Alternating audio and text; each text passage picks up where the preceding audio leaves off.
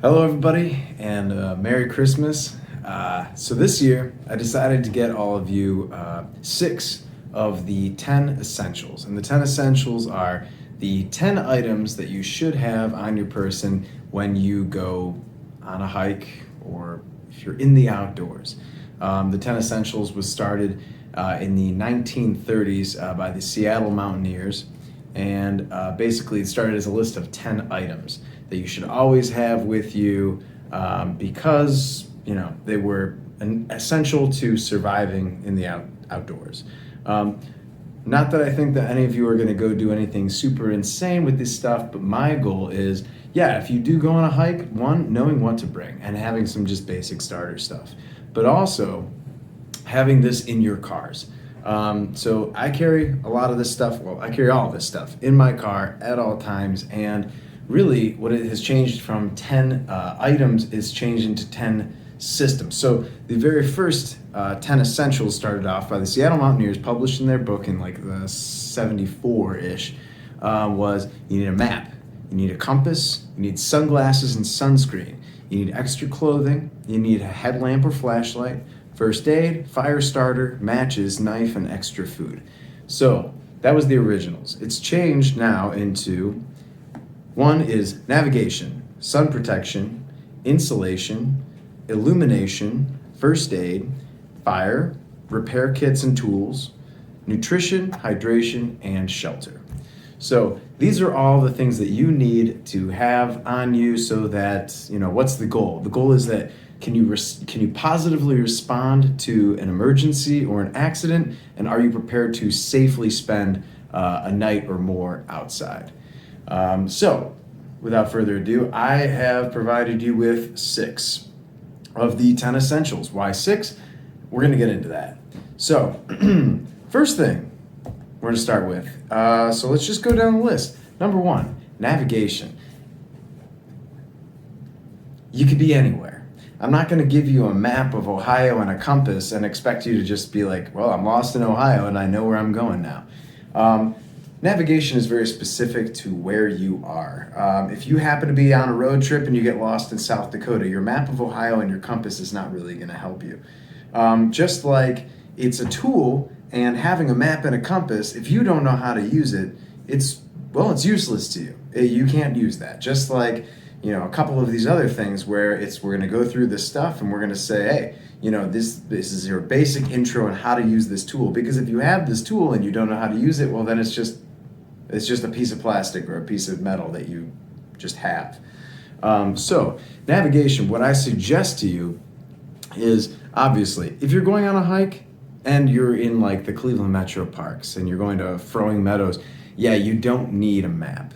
But if you do decide to go into a bigger wilderness area, or you do decide that you want to, go literally anywhere that isn't just super on the grid, or you can't just walk for 10 minutes in a straight line and find a road, definitely bring a map, bring a compass, take a 10-minute lesson on YouTube on how to orient yourself and how to use a map and compass. Very valuable skill. I can't recommend it enough. However, for everybody else, we all use our cell phones for navigation, and typically speaking, with the coverage that we get with most cell phone services, we have plenty of service to map ourselves out of certain situations. I've been in the backcountry way. We don't even have cell phone. We've been out of cell phone service for hours and hours and hours, but the satellites on your mapping systems will still triangulate, will still place you on your Google Maps. It won't have any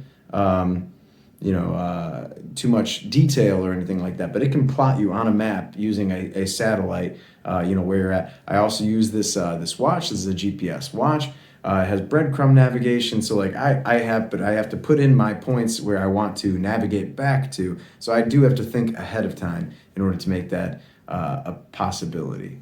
So my recommendation to you is always, use your phone if you're lost, obviously. My other recommendation would be getting a external battery, and then those things hold charge for at least a handful of months. And I would say keep it charged, keep it in this bag, keep it in your car, and every 3 to 4 months, just check it, throw it in a charger, and throw it back in the bag. It's twice a year, and it might save your life. Who knows? Outside of that, next one, sun protection. Winter, summer, it doesn't matter. The sun's going to beat the crap out of you. And if you're not protected adequately, or at least keeping yourself out of the direct sunlight, you're going to be in a world of hurt. In the summer, it's pretty obvious. It'll just destroy you. If you don't have the right clothing, sunglasses, you don't have sunscreen, it'll bake you alive, you'll dehydrate, or it'll just be super, super unpleasant. And once you get hot or dehydrated, then, game's over. You're trying to get out of there, and it's really not pleasant. On the snow glare. It's actually way worse for you than direct sunlight. It reflects off the snow, it gets into your eyes, and without protection, like eye protection of some kind, like sunglasses of some sort or a brimmed hat, then it's really gonna suck. It can burn your retinas. You can actually get sunburn in your eyes, and also on your face. If you've ever been skiing and you get windburn, you think it's windburn. It's actually sunburn. It's reflecting off the snow. So outside of all that, these are things. This is one of those things, as well as the navigation one, that you should put in your bag for yourself.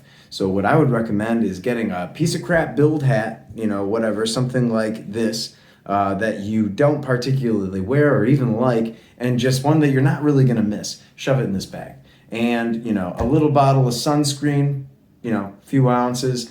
Throw it in this bag.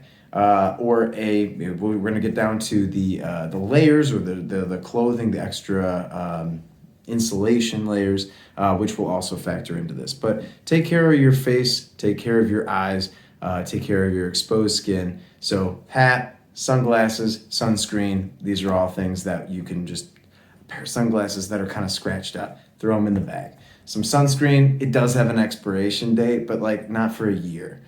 So just throw that in the bag. And like I said, a hat that you don't really care about but is going to be functional and fits your head, throw it in the bag. So the next one, insulation. Another one that I did not provide you because everybody's different. My personal take on insulation is I always bring, even if I'm going in the middle of July to a desert area, I will always bring my puffer jacket, which is good for sub-zero temperatures. Why? Because things get cold at night, and you never really know when the temperature is going to change. And especially in something that you have in your car, particularly in the winter here in Ohio, you definitely need to have a spare jacket if you're stuck in traffic and you run out of gas. If the roads are so crappy that you're sitting there and whatever, you blow a tire, you do this, that, the other thing, you need to have maybe a little bit of insulation. Or, like I said, you come across somebody else who needs the help. Are you able to help them? Are you able to provide something of use? Well, yeah, if you have you take, once again, clothing that maybe you don't wear all that much, you're sitting there and you're just kind of making excuses for having it, a pair of sweatpants and a hoodie, just chuck it in this bag as far as the layer is. Now, a whole other topic, which that is, as far as staying away from cotton. Why? Because cotton kills. Because it's, if this gets wet, then I am in the cold, and this does not keep me warm. I'll freeze. If this was a synthetic material or a wool or a merino kind of a thing, those materials can get wet and still keep you warm, which is why I always advocate that people stay away from cotton anything when you're in the backcountry or outdoors of any kind. So if you have it, throw an extra layer in there of some synthetic stuff. If not, more realistically, if you're putting this in your car, take your junkiest hoodie that you don't really care about, or a crew neck sweatshirt and a pair of sweatpants that you don't wear anymore, throw them in there. Why? You never know. All right, next one, illumination. This is something I provided you. So, I shouldn't even start right here. I mean, there's an infinite number of times and situations in which you're going to need a flashlight or a headlamp or something like that. Really, there's no bad time to have it. I pull my headlamp and my flashlight out of my car a couple times a month, at least, sometimes more frequently than others. So what I got you all, a Vaunt waterproof headlamp. It runs on 3 AAA batteries, which I actually got all of you as well. These guys came with the headlamps. What I recommend is not putting them into the headlamps, as there is kind of a ghost drain. So when you have them in there, one risks somebody pressing the button when you put the bag down or something like that, and your batteries will be burnt out. Another thing is there is like a small trickle charge when you have batteries in a headlamp all the time, and you go to turn this thing on a year from now and it will be dead. So keeping your batteries separate. In my bag, I take a little piece of tape or something like that. I wrap them around it, and then I will, either tape it to the band, or I'll, keep it in a small pocket or whatever where I know where it's at. But important to keep these separate from the headlamp while they're in storage. So this Vaunt headlamp. All right. So 200 lumens, decent. It is a waterproof level, so it's a water resistance. Everything that says it's waterproof is water resistant. It says that it's shockproof up to 1.2 meters. So basically from maybe standing on a rock, and you could drop it, supposedly it's going to work out just fine. It is LED, so it's not worrying about shattering a bulb or anything like that. So battery capacity on the 3 AAA batteries that you have, on low light should get 8 hours, on high or full should be about 3 hours. These guys are pretty simple to navigate. You're going to go ahead and you're going to flip this switch, and you're going to open this guy up. You're going to put your batteries in. 1, 2, and 3. Close it up. And that's your bright. First was low, now it's bright. Oh boy, look at that. And you got a strobe and everything. So, several features. Either way, strobe would be a good thing if your car breaks down, trying to flag down another car, somebody to help you. Or if you're out in the woods, you're looking for rescue. Same thing as a signal mirror. A strobing light is pretty much a universal sign of distress. Either way, this is a good thing, and like I said, once you're finished using it, take your batteries out. They're going to last you longer, and I would say every year, replace the batteries in your bag. You could check them if you have a tester, but you never know. All right, the next item on our list is first aid. So the first aid kit that I'm providing you is going to be in a different video. However, it is something that is, like I said, it's one of those tools that if you don't know how to use it, it's really not that helpful to you. What I'm going to provide you is several different sizes of gauze, a couple of different sizes of abdominal pads, which are slightly more absorbent gauze, and some cling wrap and some tape. And basically this is for general wound care.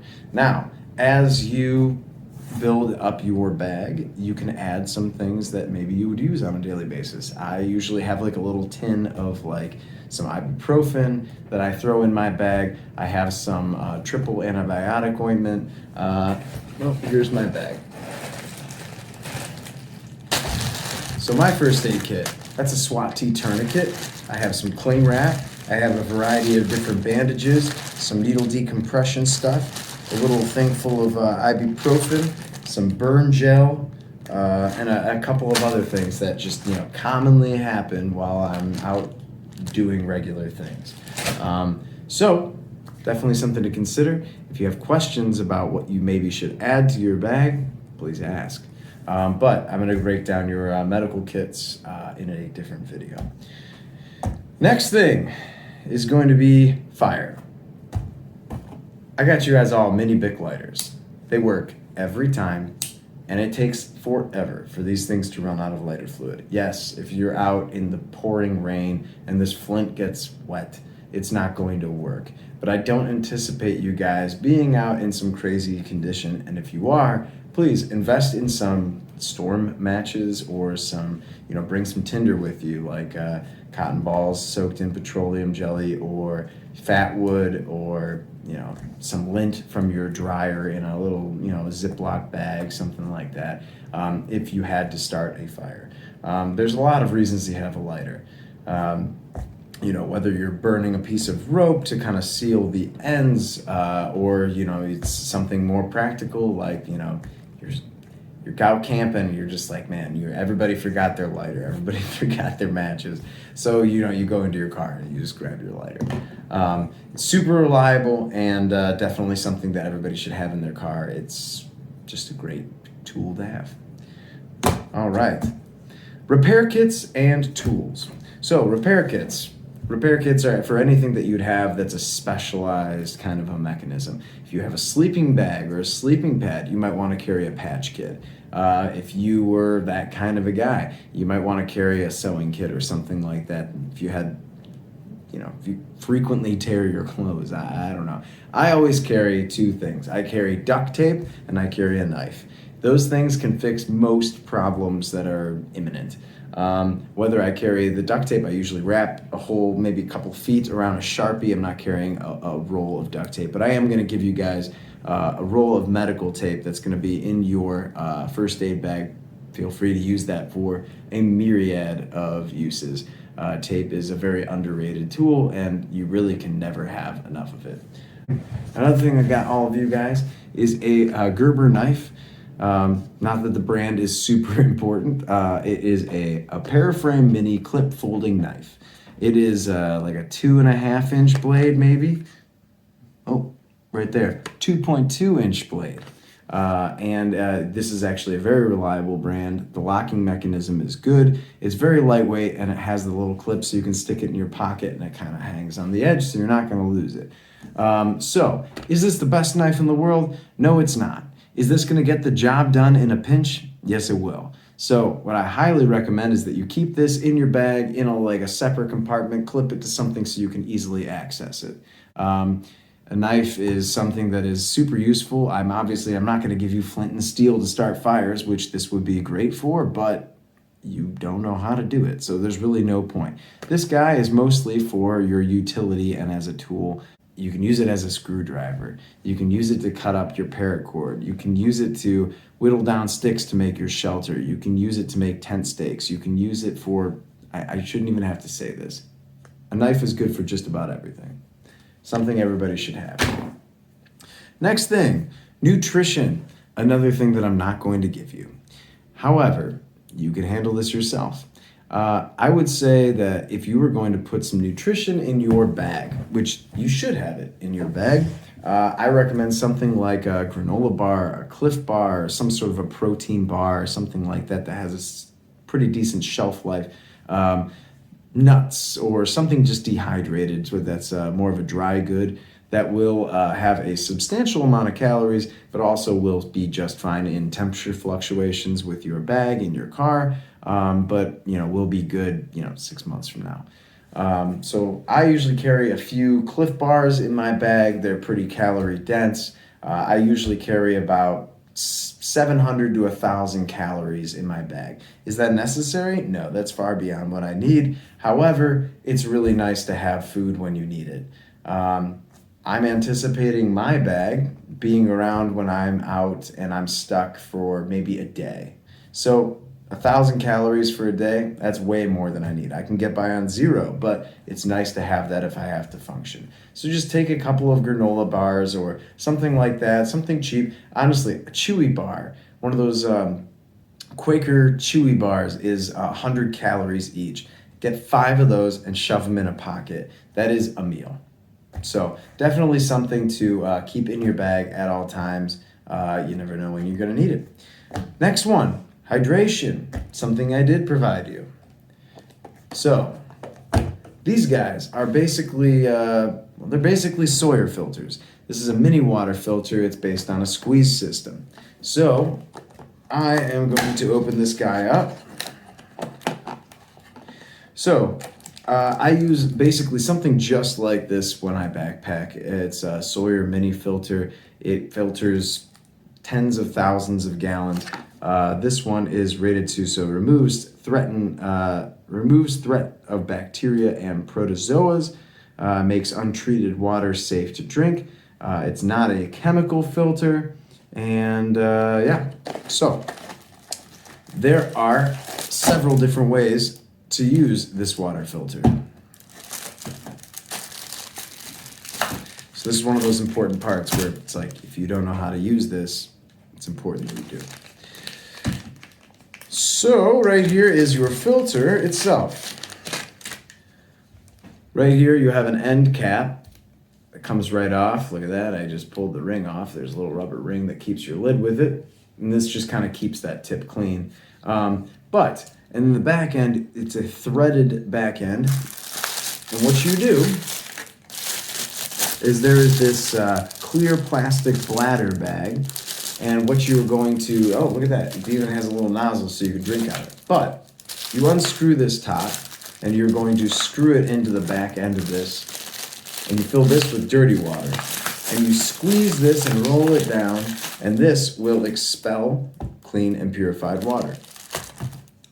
Now, there's a couple of things that makes this, there's actually instructions in it, so hopefully that will be really useful to you. Another thing you can do, you can actually take this small piece of rubber tubing, put it onto this back end here, put that into water, and you could drink out of this kind of like a life straw or something like that. You can drink out of a puddle, a lake, or the stream, or whatever, and it's basically just a straw that has a purifier in it. Another thing you could do is if you have a bladder or some kind of a bladder for water while you're hiking, you can put this inline in your bladder so that you can fill your bladder up with dirty water. This thing sits here on your shoulder or by the pack, and so whenever you drink through it, it goes through this filter. I've found that to be kind of difficult because it's just a real pain, because it takes a little bit of effort to pull, to create enough vacuum for this thing to go through this filter. So I'm going to open this up and show you. There is a couple of replacement, these are just the general purification kind of a filter right here by this rubber gasket here. And then if you look in there, there's a whole bunch of hollow filament. And that is your filtering system. So these guys are replaceable. You just place that right over top. Sometimes when this thing gets all mucked up, when you've run, 50, 60 gallons through this thing, it's gonna get a little, backed up. So what you're gonna need to do is probably replace that filter at some point, and this thing comes with a flush. It's just a syringe. You fill this thing up with clean water from your sink or wherever else after you've been on some sort of a trip, or really after you've used it. And you're gonna go into the end that the water comes out of, you're gonna plug this in, and you're gonna back flush water out of this. And you'll see some sediment and things like that come out of it. Do that a handful of times until it's running clean. And the last thing on our list is shelter. So, I got everybody a 8x10 grizzly tarp. This is a blue tarp. It has grommets on all the corners and on the edges, so you can put paracord through and you can tie things down as you need. However, this will keep you dry. This will keep you warmer than if you were sleeping outside with nothing. You can make this as simple as laying this on the ground, rolling it over top of yourself. It gives you a little more insulation and it keeps you dry. If you want to get fancy with it, there's a million ways you can set up a really great shelter with an 8x10 tarp.